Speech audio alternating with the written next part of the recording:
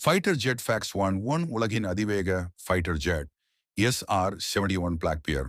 இது ஒரு வினாடிக்கு 1 கிலோமீட்டருக்கும் மேல் பறக்கும். 2 ஃபைட்டர் ஜெட்களின் ஹெல்மெட்டில் தான் 1 லட்சம் ரூபாய்க்கு மேல் சென்சார்கள் இருக்கும். பைலட் எங்கே பார்த்தாலும் டார்கெட்டா காட்டும்.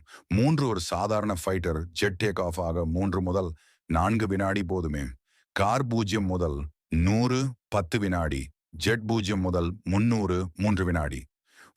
இந்தியாவின் மிக சக்தி வாய்ந்த ஜெட் சுகோய் Su-30 MKI.